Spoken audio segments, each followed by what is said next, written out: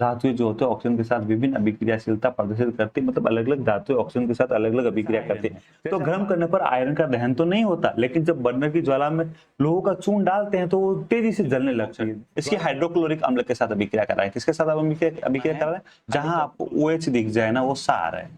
जहां आपको हेलो बच्चों, जय हिंद जय भारत। देखो आज जो है हम अध्याय 3 का जो धातु अध्याय 3 पढ़ रहे हैं ना, तो उसका अगला टॉपिक पढ़ने वाला है धातुओं के रासायनिक गुणधर्म। धातुओं के रासायनिक गुणधर्म, देखो हमने भौतिक गुणधर्म पढ़ लिए, धातुओं के भौतिक गुणधर्म पढ़ लिए, अधातुओं के भौतिक गुणधर्म पढ़ लिए।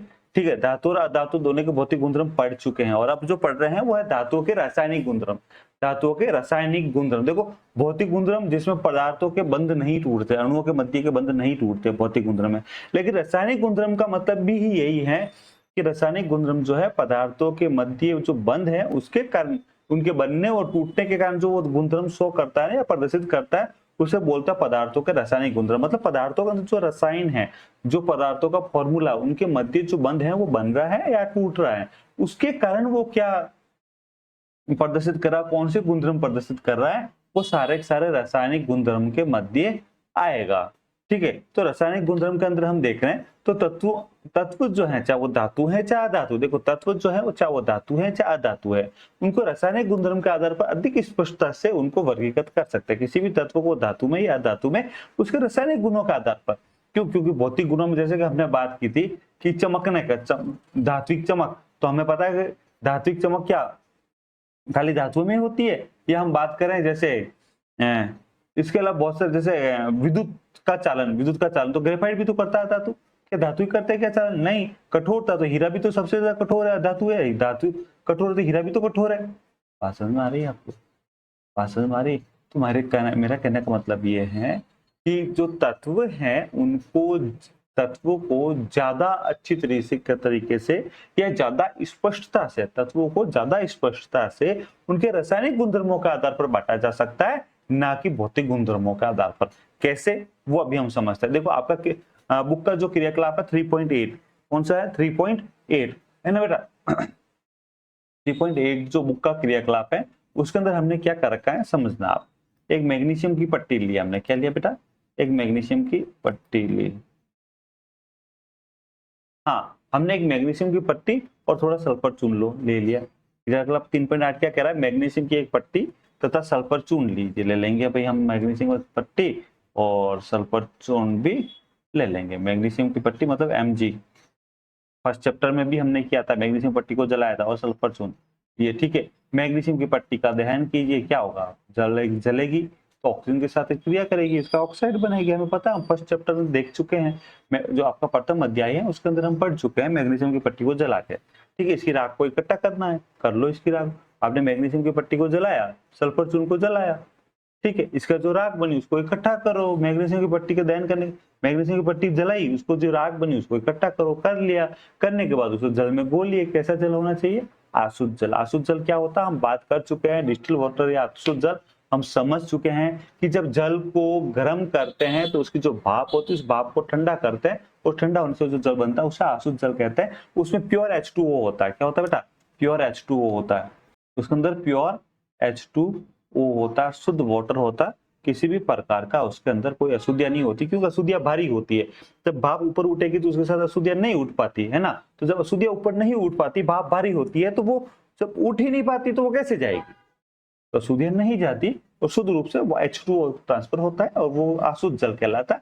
उस अशुद्ध जल में अब आप घोलोगे तो शुद्ध जल है, उसमें ये राख घोलोगे, और घोलने के बाद अगर लिटमस पेपर से इसका टेस्ट करोगे, लिटमस पेपर से, तो आपको पता चल जाएगा कि अम्ल है या सार है, ये अम्ल है या सार। हालांकि हमें पता है कि जो धातु के ऑक्साइड, और धातु के ऑक्साइड कब बनेंगे? जब धातु को जलाएंगे हम। जब धातु को जलाएंगे तो क्या बनेंगे? धातु के ऑक्साइड बनेंगे। जब धातुओं को जलाएंगे तो धातु के, हाँ ये रहा, जब धातु को ऑक्सीजन के साथ जलाते हैं, जब धातु को ऑक्सीजन के साथ जलाते हैं तो धातु के ऑक्साइड बनते हैं। क्या बनते हैं बेटा? धातु के ऑक्साइड। धातु को ऑक्सीजन के साथ जलाते हैं तो धातु ऑक्साइड बनता है। ठीक है, धातु ऑक्साइड बनता है। और जो ये धातु ऑक्साइड होता है ना बेटा, ये धातु ऑक्साइड, इसकी बात करें तो सामान्यतः कैसे होते हैं, अम्लीय होते हैं कि क्षारीय होते हैं? आप बताओ, धातुओं के ऑक्साइड कैसे होते हैं, अम्लीय होते हैं या क्षारीय होते हैं? देखो मैंने यहाँ लिखा भी है, हाईलाइट करता हूँ मैं आपके लिए। धातुएं क्षारकीय ऑक्साइड प्रदान करती, कैसे प्रदान करती बेटा? धातुएं क्षारकीय। और जो अधातुएं होती है ना, अधातुओं का जो ऑक्साइड होता है उसको जल में घोलने पर अम्ल बनता है। अधातु के ऑक्साइड से तो बनेगा अम्ल। यहाँ हम धातु जला रहे हैं तो धातु के ऑक्साइड कैसे होते हैं? क्षारकीय ऑक्साइड होते हैं। कुछ अपवाद हैं, बात करेंगे आगे।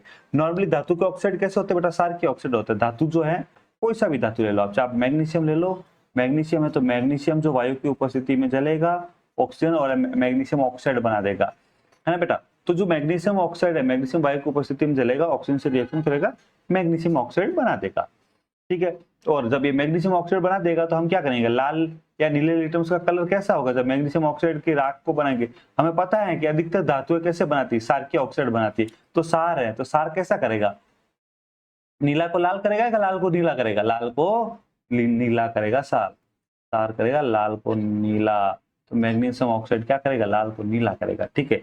अब समझना। अब सल्फर के चून का दहन कीजिए, दहन की हुई धातु उसके भी देख लेंगे हम, ठीक है। सल्फर गैस है सल्फर डाइऑक्साइड, तो उसमें उल्टा हो जाएगा ना बेटा। इस प्रक्रिया में जल डालकर इसे अच्छे से हिलाइए, नीले लिटमस पेपर विलीन की जांच कीजिए। सल्फर के दहन से उत्पन्न अम्लीय है या क्षार के? अब आप बताओ सल्फर क्या है, धातु है का धातु है? उसके अकॉर्डिंग आप जवाब दे सकते हो, ठीक है ना बेटा। इसके अकॉर्डिंग जवाब दे सकते हैं। अब देखो धातुओं का वायु में दहन करने से क्या होता है? धातुओं को वायु में दहन करने से हमने अभी बात की कि जब धातुओं को वायु में दहन करते हैं तो धातु ऑक्साइड बनता है। क्या बनता है बेटा? धातु ऑक्साइड। देखो समझना, आपका जो क्रियाकलाप है ना 3.9, इसकी बात करें, क्रियाकलाप आपका 3.9 के, ये क्रियाकलाप 3.9 करने से पहले देखो आपकी की बुक में लिखा हुआ एनसीईआरटी की लाइन है कि कुछ धातुओं के नमूने इकट्ठे करने। आपको क्या करना है बेटा? कुछ धातुओं के नमूने इकट्ठे करने हैं। कौन कौन सी धातु है? एल्यूमिनियम है, कॉपर है, आयरन है, लेड है, मैग्नीशियम है, जिंक है तथा सोडियम।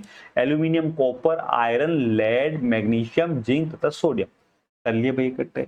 अब क्या करना है? क्या क्या करना है हमें? दहन देखना, जलाना है, इन सबको जलाएंगे हम भाई। दहन समझ रहे हैं, दहन मतलब जलाना है ना। अभी देखा ना हमने, ये दहन करने में धातुओं को वायु में दहन करने से क्या होता है भाई? धातु में कुछ धातु तो जलेगी, ऑक्सीजन के साथ रिएक्शन करके कुछ न कुछ बनाएगी, उसकी धात्विक ऑक्साइड बनाएगा, राइट ना। धात्विक ऑक्साइड बनाएगा।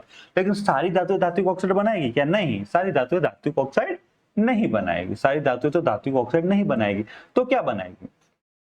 कुछ जलेगी नहीं, कुछ धातुओं के साथ क्रिया करेगी ही नहीं, कुछ क्रिया करेगी। क्या आगे समझेंगे। अभी आप ये समझो, देखो हमने ये तो कुछ धातुओं के नमूने एकत्र किए, ठीक है। नमूनों को एकत्र करने के बाद क्योंकि आंखों में कोई प्रॉब्लम ना हो जाए इसलिए आंखों का एक चश्मा लगा देते हैं। शिक्षक के सामने ही सारा काम करना। देखो बेटा आप ये ध्यान रखना, ऐसा नहीं है कि आप अकेले बैठ के काम करने लग जाओ, नहीं।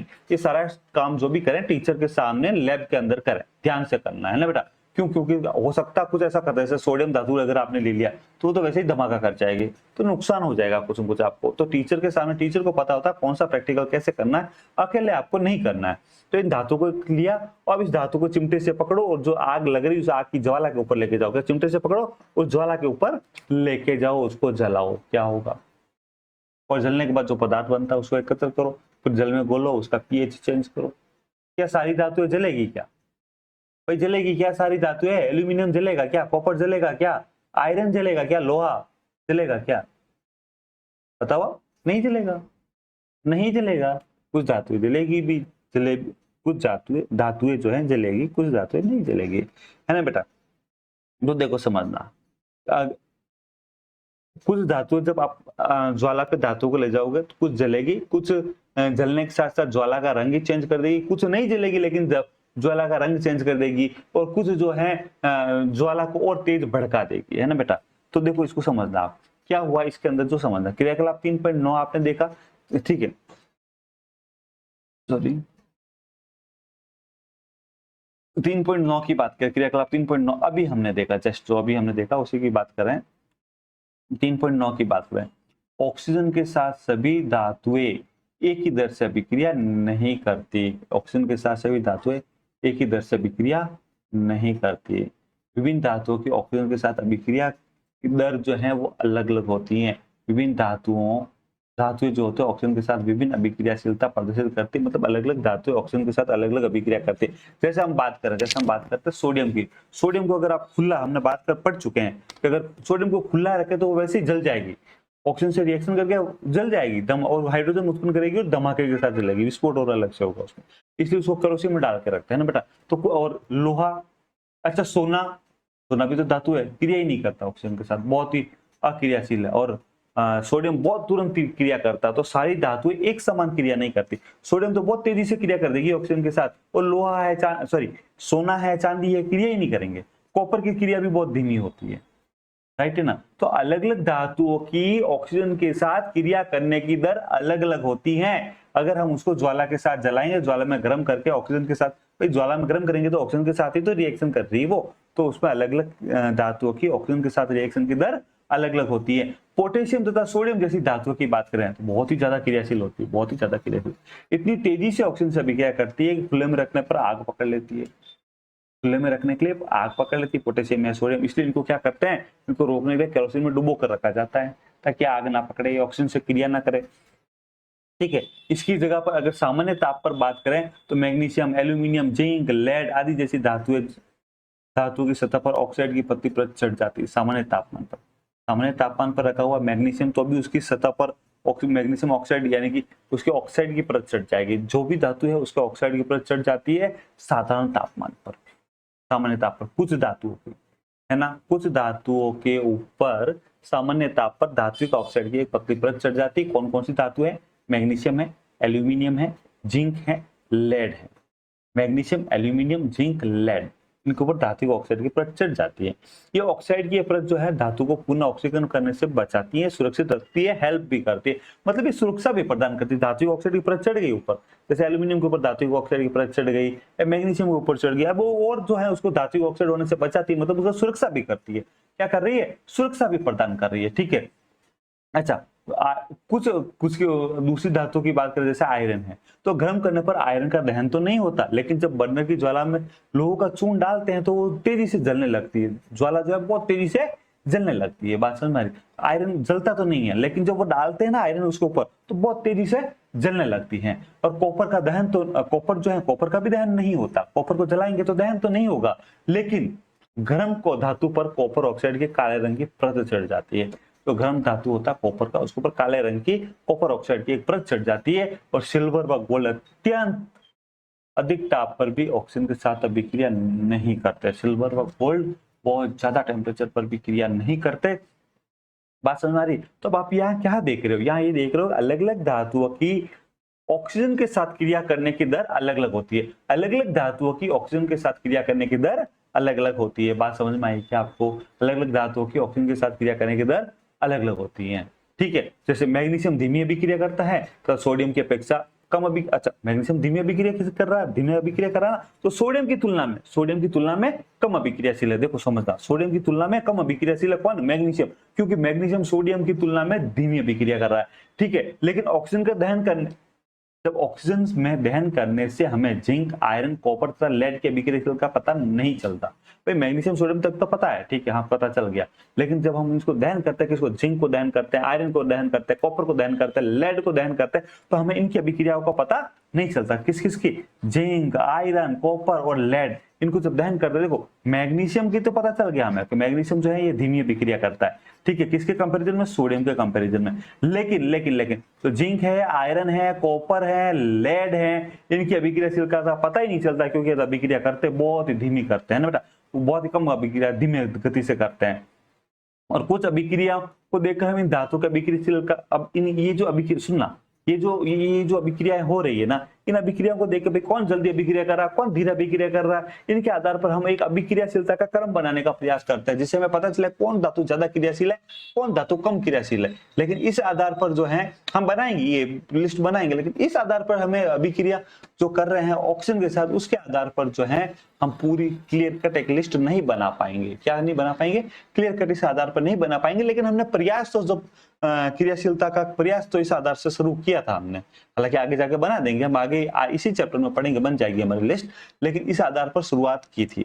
ठीक है बेटा, अब सुना, देखो लगभग सभी धातु है, लगभग सभी धातु जो है हमने अभी बात कर ली थी, लगभग सभी धातु सभी सभी धातु ऑक्सीजन के साथ क्रिया करके धातु ऑक्साइड बनाता है। अच्छा, एक चीज और समझना है यहाँ पे, सभी धातु ऑक्सीजन के साथ क्रिया करके क्या बनाएंगे? धातु ऑक्साइड। अब ये कॉपर है तो कॉपर ऑक्सीजन के साथ क्रिया करके क्या बनाएगा? Copper oxide. एल्यूमिनियम है तो एल्यूमिनियम ऑक्सीजन के साथ क्रिया करके क्या बनाएगा? Aluminium oxide. कोई सी भी धातु हो, जो भी धातु है ऑक्सीजन के साथ क्रिया करेगी तो क्या बनाएगी? ऑक्सीजन, सॉरी धातु ऑक्साइड। कॉपर है तो कॉपर ऑक्साइड, एल्यूमिनियम है तो एल्यूमिनियम ऑक्साइड, है ना बेटा, बनाएगी। अब देखो एक चीज और समझना, एक चीज समझना, हमने क्या किया था बेटा?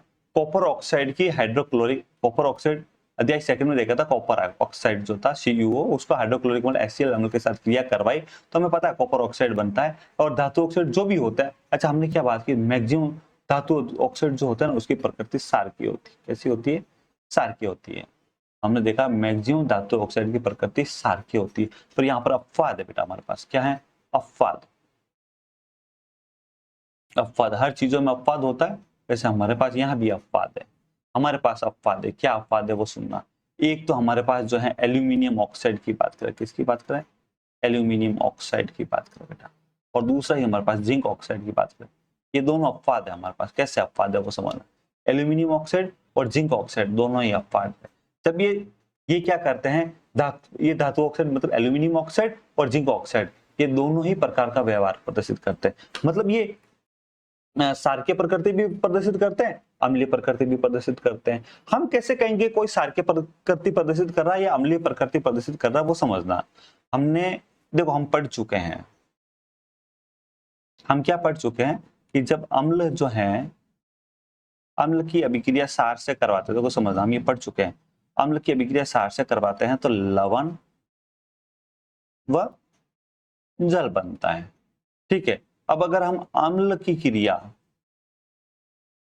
क्रिया अगर धातु ऑक्साइड से कराएं, क्या बनाते हैं? धातु ऑक्साइड।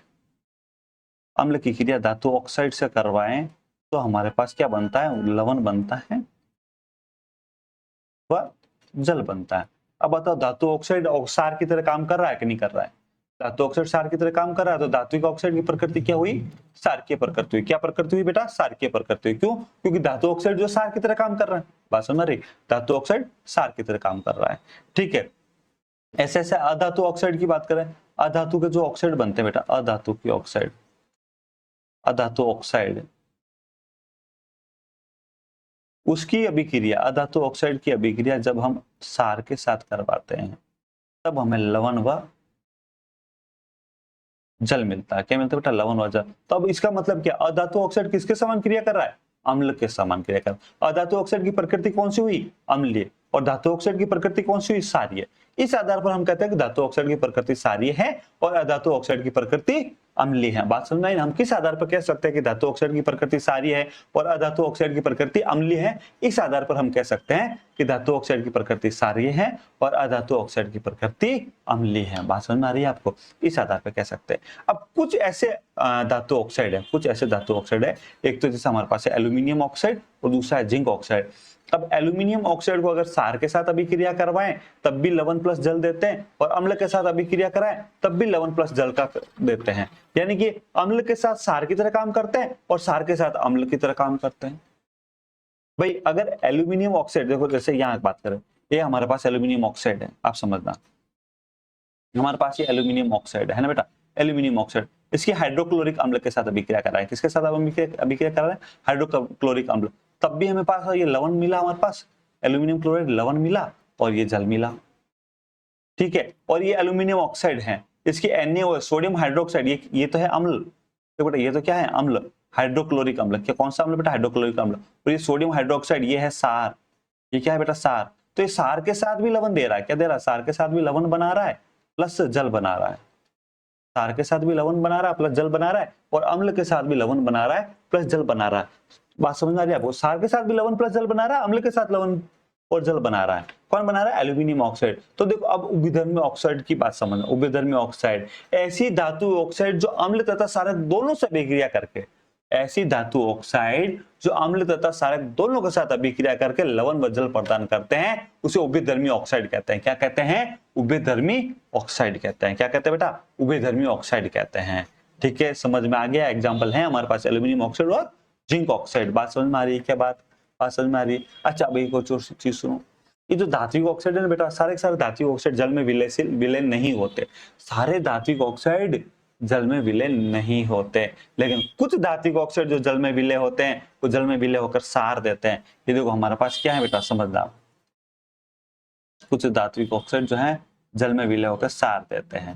जैसे बात करें कि सोडियम ऑक्साइड की बात करें तो ये कौन सा सार दे रहा है, कि सोडियम हाइड्रोक्साइड, सोडियम हाइड्रोक्साइड दे रहे हैं, बेटा। एक्चुअली आप क्या देखना है, जहां आपको OH दिख जाए ना वो सार है, जहां आपको OH दिखे ना वो सार है। पोटेशियम हाइड्रोक्साइड और सोडियम हाइड्रोक्साइड दे रहा है। तो सारे धात्विक ऑक्साइड तो जल में विलयशील नहीं होते हैं, लेकिन कुछ धात्विक ऑक्साइड जैसे सोडियम ऑक्साइड है या पोटेशियम ऑक्साइड है वो जल में विलय होकर कुछ धात्विक ऑक्साइड, ये क्या है, धात्विक ऑक्साइड है बेटा, क्या है, धात्विक ऑक्साइड जल में विलय होकर क्या देते हैं, ऑक्साइड प्लस जल। जब ये जल में विलय हो जाएंगे ना बेटा, जल में विलय होंगे तो हमें सार देंगे। क्या देंगे, सार। कौन कौन से सार है हमारे पास, NaOH है हमारे पास, ठीक है, और KOH है। बात समझ में आ रही है क्या, NaOH है हमारे पास, KOH है। तो कुछ धात्विक ऑक्साइड क्या देते हैं बेटा, हमें सार देते हैं। बात समझ में आई आपको, सारे धात्विक ऑक्साइड नहीं देते, जो विलय होते हैं वो देते हैं, जो नहीं होते वो नहीं देते। अब देखो आप एक चीज समझना, आपकी बुक की NCERT का पूरा एज इट इज मैंने ला दिया, NCERT का ये पूरा एज इट इज मैंने ला दिया। क्या है देखो समझना इस चीज को, समझना। एनोडीकरण,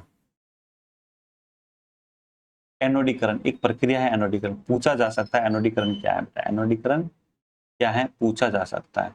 मोस्ट है ये, याद कर लेना आप, ये मोस्ट है। क्या है बेटा, मोस्ट है। क्या होता है देखो, एल्यूमिनियम जो होता है ना बेटा, एल्यूमिनियम नॉर्मली ऑक्सीजन के साथ क्रिया करता है और एल्यूमिनियम ऑक्साइड बनाता है अपनी आउटर सरफेस पर। क्या बनाता है बेटा, एल्यूमिनियम ऑक्साइड बनाता है, ये हम पढ़ चुके हैं।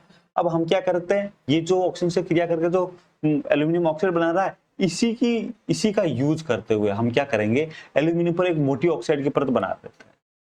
एल्यूमिनियम पर मोटी ऑक्साइड बनाने की प्रक्रिया है एनोडीकरण। क्या है, एल्यूमिनियम पर मोटी ऑक्साइड परत बनाने की प्रक्रिया है। अब मोटी एल्यूमिनियम ऑक्साइड की परत बन गई, तो अब उसके ऊपर अपन चाहे जैसा कलर वगैरह डिजाइनिंग वगैरह कर सकते हैं हम। तो देखो यहाँ पर लिखा हुआ क्या है वो समझना। एनोडीकरण, एल्यूमिनियम पर मोटी ऑक्साइड, किसकी, मोटी ऑक्साइड की परत बनाने की प्रक्रिया है।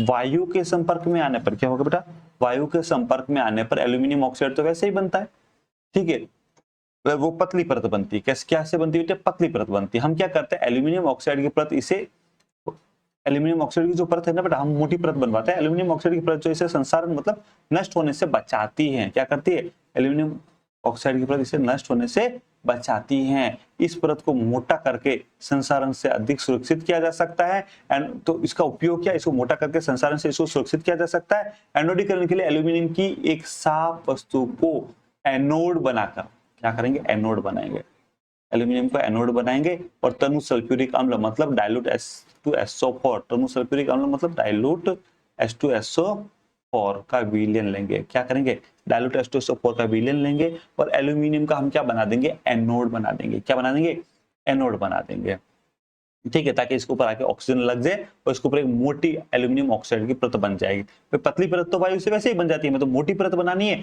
तो इसका विद्युत अपघटन करते हैं, मतलब एक तनु H2SO4 या सल्फ्यूरिक अम्ल लेते हैं और उसके अंदर बैटरी लगाते हैं और तो एनोड और कैथोड लगाते हैं। एनोड के रूप में हम एल्यूमिनियम ले लेते हैं जिसके ऊपर हमें एल्यूमिनियम ऑक्साइड की परत चढ़ानी है, ठीक है। उसके बाद हम क्या करेंगे, इलेक्ट्रिसिटी ऑन कर देंगे। तो क्या होगा, एनोड पर उत्सर्जित ऑक्सीजन गैस एल्यूमिनियम के साथ, अभी एनोड पर जो ऑक्सीजन गैस उत्सर्जित हुई है वो उसके ऊपर एल्यूमिनियम के ऊपर एक मोटी परत बना देती है। अब इस ऑक्साइड की परत को आसानी से रंग कर एल्यूमिनियम की आकर्षक वस्तुएं बनाई जा सकती है। क्या की जा सकती है, एल्यूमिनियम की आकर्षक वस्तुएं बनाई जा सकती है। जैसे समझना, ये एक पात्र लिया, इसके अंदर हमने क्या भर दिया, डाइल्यूट H2SO4। क्या भर दिया बेटा, डाइल्यूट H2SO4, ठीक है। इसके अंदर एक एनोड लगाएंगे हम, अलग कर लेते हैं थोड़ा, ये एनोड लगा दिया हमने और ये हमने लगा दिया कैथोड। ये क्या लगा दिया हमने, एनोड, ठीक है।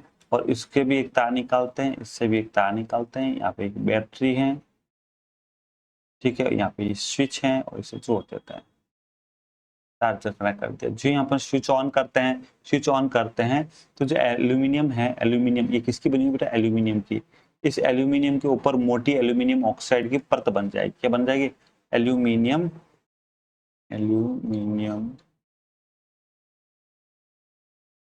ऑक्साइड की मोटी परत बन जाएगी। ये क्या करेगी, इसे संसारण से बचाएगी। एल्यूमिनियम ऑक्साइड की मोटी परत बन जाएगी, ये इसे संसारण से बचाएगी और इसके ऊपर आप आसानी से कलर वगैरह करके डिजाइनिंग देके इसको बहुत आकर्षक वस्तु भी बना सकते हैं। बोलो बात आई क्या समझ में, आई क्या समझ में आपको?